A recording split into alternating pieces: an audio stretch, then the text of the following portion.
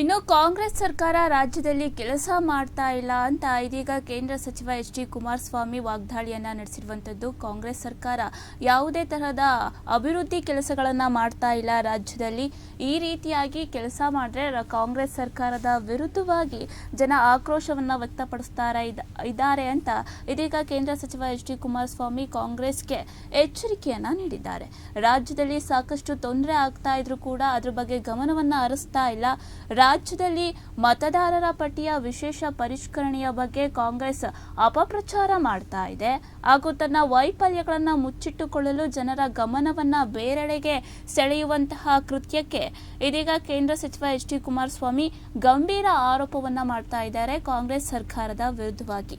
ಪಕ್ಷದ ರಾಜ್ಯ ಕಚೇರಿ ಜೆಬಿ ಭವನದಲ್ಲಿ ಮಾಧ್ಯಮಗಳ ಜೊತೆ ಮಾತನಾಡಿದಂತಹ ಕೇಂದ್ರ ಸಚಿವರು ಈ ವಿಷಯದ ಬಗ್ಗೆ ಕಾಂಗ್ರೆಸ್ ಪಕ್ಷದ ವರ್ತನೆಯನ್ನ ಕಟುವಾಗಿ ಹೇಳಿರುವಂಥದ್ದು. ಯಾವುದೋ ಒಂದು ವಿಷಯವನ್ನ ಇಟ್ಟುಕೊಂಡು ಸುದ್ದಿಯಲ್ಲಿರುವುದಕ್ಕೆ ಕಾಂಗ್ರೆಸ್ನವರು ಪ್ರಯತ್ನವನ್ನ ಮಾಡ್ತಾ ಇದ್ದಾರೆ. ಸ್ವಲ್ಪ ದಿನ ಮನರೇಗದ ಬಗ್ಗೆ ಮಾತನಾಡ್ತಾ ಇದ್ರು, ಈಗ SIR ಅಂದು ಹೊರಟಿದ್ದಾರೆ. ಇವರಿಗೆ ಜನ ಕೆಲಸ ಮಾಡಲು ಅವಕಾಶ ಕೊಟ್ಟಿದ್ರು ಕೂಡ ಯಾವುದೇ ತರಹದ ಕೆಲಸವನ್ನ ಮಾಡ್ತಾ ಇಲ್ಲ ಕಾಂಗ್ರೆಸ್ ಸರ್ಕಾರದವರು. ಆದರೆ ಜನರ ಕೆಲಸವನ್ನ ಮಾಡುವಂತಹ ಮನೋಭಾವ ಇವರಿಗಿಲ್ಲ ಅಂತ ಇದೀಗ ಗಂಭೀರ ಆರೋಪವನ್ನ ಮಾಡ್ತಾ ಇರುವಂತದ್ದು. ಈ ವಿಷಯವನ್ನ ಎತ್ತಿಕೊಂಡು ಜನರನ್ನ ಡೈವರ್ಟ್ ಮಾಡುವಂತಹ ಕೆಲಸಕ್ಕೆ ಕೈ ಹಾಕಿದ್ದಾರೆ ಕಾಂಗ್ರೆಸ್ಸಿಗರು ಅಂತ ಇದೀಗ ಕೇಂದ್ರ ಸಚಿವರು ಕುಮಾರಸ್ವಾಮಿ ಅವರು ಈ ಬಗ್ಗೆ ಆರೋಪವನ್ನ ಮಾಡ್ತಿದ್ದಾರೆ. ಇನ್ನು ಬಿಡದಿ ಚರ್ಚೆಗೆ ಕರೆದಂತಹವರು ಇದೀಗ DK ಶಿವಕುಮಾರ್ ವಸೂಲಿಯಲ್ಲಿ ಬ್ಯುಸಿ ಇದ್ದಾರೆ ಅಂತ ಈ ಸಂದರ್ಭದಲ್ಲಿ ಈ ವಿಷಯಕ್ಕೆ ಸಂಬಂಧಪಟ್ಟಂತೆ ಮಾತನಾಡಿದ್ದಾರೆ. ಬಿಡದಿ ಟೌನ್ಶಿಪ್ ವಿಚಾರವಾಗಿ ಬಹಿರಂಗ ಚರ್ಚೆ ಕುರಿತು ಕೇಳಿದ ಪ್ರಶ್ನೆಗೆ ಉತ್ತರಿಸಿದಂತಹ ಸಚಿವರು, ಮೊದಲು ಬಿಡದಿ ಟೌನ್ಶಿಪ್ ಬಗ್ಗೆ ಚರ್ಚೆಗೆ ಆಹ್ವಾನ ಕೊಟ್ಟಿದ್ದಂಥವರು ಅವರೇ. ಇದೀಗ ಆಹ್ವಾನಕ್ಕೆ ಚರ್ಚೆಗೆ ಬರದೆ ವಸೂಲಿಯಲ್ಲಿ ಬ್ಯುಸಿ ಆಗಿದ್ದಾರೆ ಅಂತ ಆರೋಪವನ್ನ ಮಾಡ್ತಾ ಇರುವಂಥದ್ದು. ಅದಕ್ಕೆ ನಾನು ಸಿದ್ಧ ಅಂತ ಹೇಳಿದ್ರು, ಪಾಪ ಅವರು ತುಂಬಾ ಬ್ಯುಸಿ ಇದ್ದಾರೆ, ದಿನವೂ ಇಷ್ಟು ಅಂತ ವಸೂಲಿ ಆಗಲೇಬೇಕು ಅಂತ ಅವರು ಬ್ಯುಸಿ ಇದ್ದಾರೆ ಅಂತ ಇದೀಗ ಕುಮಾರಸ್ವಾಮಿ ಆರೋಪವನ್ನ ವ್ಯಕ್ತಪಡಿಸ್ತಾ ಇರುವಂಥದ್ದು. ದಿನಕ್ಕೆ ಎಷ್ಟು ವಸೂಲಿ ಆಗಬೇಕು ಅಂತ ಫಿಕ್ಸ್ ಹಾಕೊಂಡು ಈ ರೀತಿಯಾಗಿ ವರ್ತನೆಯನ್ನ ಮಾಡ್ತಾ ಇದ್ದಾರೆ ಕಾಂಗ್ರೆಸ್ಸಿಗರು ಅಂತ ಇದೀಗ ಕೇಂದ್ರ ಸಚಿವ ಎಚ್.ಡಿ. ಕುಮಾರಸ್ವಾಮಿ ಗಂಭೀರವಾಗಿ ಆರೋಪವನ್ನ ಮಾಡ್ತಾ ಇದ್ದಾರೆ ಕಾಂಗ್ರೆಸ್ಗರ ಮೇಲೆ. ಇನ್ನು ಅಕ್ಕಿ ಕೇಂದ್ರ ಸರ್ಕಾರದ್ದು ಆಗಿದ್ರೂ ಕೂಡ ಪುಕ್ಕಟೆ ಪ್ರಚಾರಕ್ಕೆ ಕಾಂಗ್ರೆಸ್ ಸರ್ಕಾರ ಒಳಗಾಗಿರುವಂಥದ್ದು. ಕೇಂದ್ರ ಸರ್ಕಾರ ಮುಂಗಡವಾಗಿ 2 ತಿಂಗಳ ಅಕ್ಕಿ ತೆಗೆದುಕೊಳ್ಳಿ ಅಂತ ಹೇಳಿದೆ ಅಂತ ಸ್ವತಃ ನೀವೇ ಮಾಧ್ಯಮದವರು ಹೇಳಿದ್ರಿ.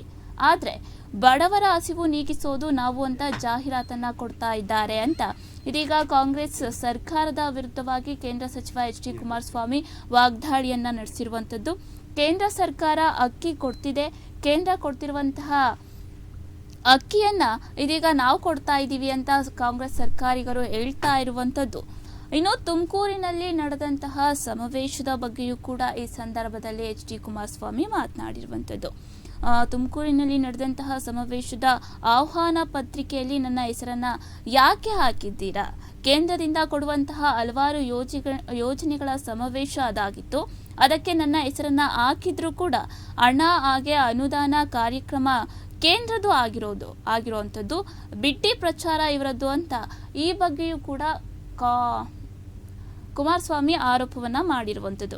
ಇನ್ನು ರಾಜ್ಯದ ಹಲವಾರು ಪ್ರದೇಶಗಳಲ್ಲಿ ಮಳೆ ಬಿರುಗಾಳಿಯಿಂದ ಹಲವಾರು ಬೆಳೆ ನಾಶ ಆಗಿದ್ರೂ ಕೂಡ ಕಾಂಗ್ರೆಸ್ ಸರ್ಕಾರ ಈ ಬಗ್ಗೆ ಯಾವುದೇ ತರಹದ ಕ್ರಮಗಳನ್ನ ತಗೊಳ್ತಾ ಇಲ್ಲ. ರೈತರು ಸಾಕಷ್ಟು ನೋವನ್ನ ಅನುಭವಿಸ್ತಾ ಇದ್ರು ಕೂಡ ಈ ಬಗ್ಗೆಯೂ ಕೂಡ ಸರ್ಕಾರದವರು ಯಾವುದೇ ತರಹದ ಕ್ರಮಗಳನ್ನ ತಗೊಳ್ತಾ ಇಲ್ಲ. ರೈತರು ಕಣ್ಣಿನಲ್ಲಿ ಕೈ ತೊಳಿತಾ ಇದ್ರು ಕೂಡ ಕಾಂಗ್ರೆಸ್ಸಿಗರು ಕುರ್ಚಿ ಕಿತ್ತಾಟದಲ್ಲಿ ತೊಡಗಿದ್ದಾರೆ ಅಂತ ಇದೀಗ ಕುಮಾರಸ್ವಾಮಿ ಆರೋಪವನ್ನ ವ್ಯಕ್ತಪಡಿಸ್ತಾ ಇರುವಂತದ್ದು. ಈ ಬಗ್ಗೆ ಮಾತನಾಡಿದ್ದಾರೆ, ನೋಡೋಣ. ಮುಂಚೆನೆ ಮಾಡ್ಬಿಡೋದು ಅಂತ ಹೊರಟವ್ರೆ. ಏನ್ ಕಾಟಾಚಾರದ ನಡೀತದೆ, ಏನ್ ನಡೀತದೆ ಅದಕ್ಕೇನು ಅಂತ ಮಹತ್ವ ನಾನು ಕೊಡೋದು. ಸರ್, ಈಗ ರಾಜ್ಯಸಭೆ ಅವಧಿ ಮುಕ್ತಾಯವಾಗಿದೆ, ದೇವೇಗೌಡರು ಮತ್ತೆ ಮರು ಆಯ್ಕೆ ಆಗ್ತಾರೆ ಅನ್ನೋ ಚರ್ಚೆ ಜೋರಾಗಿದೆ. ನಾವಂತೂ ಅದರ ಬಗ್ಗೆ ಚರ್ಚೆ ಮಾಡಿದ್ವಿ. ದೇವೇಗೌಡರನ್ನು ಯಾರ ತುಂಬ ಚರ್ಚೆ ಮಾಡೋಕ್ಕೂ ಹೋಗಿಲ್ಲ. ಮಾಧ್ಯಮದಲ್ಲಿ ಬರ್ತಿರ್ತಕ್ಕಂಥ ಸುದ್ದಿ ನೋಡ್ತಾ ಇದೀವಿ ಅಷ್ಟೇ. ಅದು ಹೊರತುಪಡಿಸಿ ನಮ್ಮ ಗಮನದಲ್ಲಿ ಅದು ಯಾವುದೂ ಇಲ್ಲ. ಸರ್, ಅವಕಾಶ ಕೊಟ್ಟರೆ ದೇವೇಗೌಡರು ಹೋಗ್ತಾರೆ, ಮತ್ತೆ ಅವರಿಗೆ ಇಂಟ್ರೆಸ್ಟ್ ಇದೆಯಾ? ಅದು ಅವ್ರಿಗೆ ಸೇರಿತ್ತು. ಈಗ ಅವ್ರು 63 ಜನ ಇದ್ದಾರೆ. ಅವ್ರ ಪಕ್ಷದಲ್ಲೂ ಹಲವಾರು ಸಮಸ್ಯೆಗಳಿರ್ತವೆ. ನಾನು ಆ ಹಿನ್ನೆಲೆ ಒಳಗೆ ನಾನು ಯಾಕೆ ಚರ್ಚೆ ಮಾಡಲಿ ಆ ವಿಷಯದಲ್ಲಿ? ದೇವೇಗೌಡರ ತಾನೇ ಯಾಕೆ ಚರ್ಚೆ ಮಾಡ್ತಾರೆ? ಅವರ ಅವಶ್ಯಕತೆ ಇದೆ ಅಂತಕ್ಕಂಥದ್ದು ದೇರಿನಲ್ಲಿ ತೀರ್ಮಾನ ಮಾಡ್ಕೊಂಡು ಅವ್ರು ಮಾಡ್ಕೊಂಡ್ರೆ ಅದು ಅಲ್ಲಿ ಸೇರಿರ್ತಕ್ಕಂಥ. ನಾವು ಒತ್ತಾಯಕ್ಕೆ ಇನ್ನೊಬ್ಬರು ಆಗ್ತಕ್ಕಂಥದ್ದು ತಪ್ಪಿಸಿ ದೇವೇಗೌಡರು ಮಾಡಿ ಅಂತ ಹೇಳೋಕ್ಕಾಗತ್ತಾ? ಅದು ಅವ್ರ ಪಕ್ಷದಲ್ಲಿ ತೀರ್ಮಾನ ಮಾಡಿ. ವಿಧಾನ ಪರಿಷತ್ 7 ಸ್ಥಾನ ಖಾಲಿ ಆಗ್ತದೆ ಇನ್ನು 3 ವಾರದಲ್ಲಿ. ನಿಮ್ಮ ಪಕ್ಷದಿಂದ ನಾವು ನೋಡೋಣ, ಒಂದು ಅಭ್ಯರ್ಥಿ ಆದರೆ ನಿಲ್ಲಿಸ್ಲಿಕ್ಕೆ ಸಾಧ್ಯ ಆಗುತ್ತಾ ನೋಡ್ತೀವಿ. ನಾವು ಇರೋದು 19 ಜನ, 29 ಓಟ್ ಬೇಕಾಗಿದೆ. ಅವ್ರೇನಾದ್ರು ಕಾಂಗ್ರೆಸ್ಸಿಂದ ಇನ್ನೊಂದು ಸೀಟ್ ಹಾಕಿದ್ರೆ ಅದು ಮತ್ತಿನ್ನ ದೊಡ್ಡ ಮಟ್ಟದಲ್ಲಿ ಘರ್ಷಣೆ ನಡೀತದಲ್ಲ. ಅದಕ್ಕೆ ನಾವೊಂದು ಅಭ್ಯರ್ಥಿ ಹಾಕೋದಕ್ಕೆ ಯಾವ ರೀತಿ ಪ್ಲಾನ್ ಮಾಡಬೇಕು ಅನ್ನೋದು ನೋಡ್ತೀವಿ. ಸರ್, GBA ಚುನಾವಣೆ ಸಂಬಂಧಪಟ್ಟಂತೆ ಸಭೆ ಕರೆದಿದ್ದೀರಿ, ಯಾವ ರೀತಿಯಾಗಿ ಸರ್ ತಯಾರಿ? ನಮ್ಮ ಪಕ್ಷನೂ ತಯಾರಿ ಮಾಡಬೇಕಲ್ಲ. ಈಗ ನಾವು 369 ವಾರ್ಡ್ನಲ್ಲಿ ಈಗಾಗಲೇ ಏನು ಮೀಸಲಾತಿಗಳು ತೀರ್ಮಾನ ಆಗಿದೆ. ನಾವು ನಮ್ಮ ಪಕ್ಷದ ವತಿಯಿಂದ ಯಾವ್ಯಾವ ಕ್ಷೇತ್ರದಲ್ಲಿ ಅಭ್ಯರ್ಥಿಗಳು ಚುನಾವಣೆಗೆ ನಿಲ್ಲಬೇಕು ಅಂತಕ್ಕಂಥದ್ದು ಇವತ್ತು ನಮ್ಮ ವಾರ್ಡ್ನ ಅಧ್ಯಕ್ಷರುಗಳೇನಿದ್ದಾರೆ ಅವರ ವಿಧಾನಸಭಾ ಕ್ಷೇತ್ರಗಳಲ್ಲಿ ಅವರಿಂದ ನಮ್ಮ ಪಕ್ಷದ ಒಂದು ಶಕ್ತಿ ಏನು, ಎಷ್ಟು ಅಭ್ಯರ್ಥಿಗಳು ಇಲ್ಲಿ ತಯಾರಾಗಿದ್ದಾರೆ, ಇದೆಲ್ಲ ನಾವು ಮಾಹಿತಿಗಳು ಸಂಗ್ರಹ ಮಾಡಿಡಬೇಕಲ್ಲ. ಅದಕ್ಕೆಲ್ಲ ನಡೀತದೆ. ಯಾವ ಮೀಟಿಂಗ್ ಏನಾದ್ರು ಇದೆಯಾ ಸರ್? ಇದಕ್ಕೆ ಸಂಬಂಧಪಟ್ಟಂತೆ ಬಿಜೆಪಿ ನಾಯಕರು ನೀವು ಮೀಟಿಂಗ್ ಏನಾದ್ರು ಇದೆಯಾ? ಈ ಕ್ಷಣದವರೆಗೆ ಅದರ ಬಗ್ಗೆ ನಾವೇನು ಮೀಟಿಂಗ್ ಮಾಡಿದ್ವಿ. ಆ ಮೀಟಿಂಗ್ ಮಾಡೋದಕ್ಕೆ ಸ್ವಲ್ಪ ಇನ್ನೂ ಸಮಯ ಬೇಕು ಅಂತ ಕಾಣಿಸ್ತದೆ. ಸೊ ಹಿಜಾಬ್ ವಿಷಯದಲ್ಲಿ ಕೂತು ಚರ್ಚೆ ಮಾಡಲಿಕ್ಕೆ ನಾವು ಓಪನ್ ಇದ್ದೇವೆ. ಅದರಲ್ಲಿ ನಾವು ಯಾವುದೇ ರೀತಿ ಸಮಸ್ಯೆ ನಮಗಿಲ್ಲ. ನಮ್ಮ ಪಾರ್ಟಿ ನಾವು ಎಲ್ಲದಕ್ಕೂ ಸಿದ್ಧವಾಗಿದ್ದೀವಿ. ಮೈತ್ರಿ ಒಳ್ಳೆ ರೀತಿಯಲ್ಲಿ ನಡೀಬೇಕು ಅನ್ನೋದು ನಮ್ಮ ಅಭಿಪ್ರಾಯ.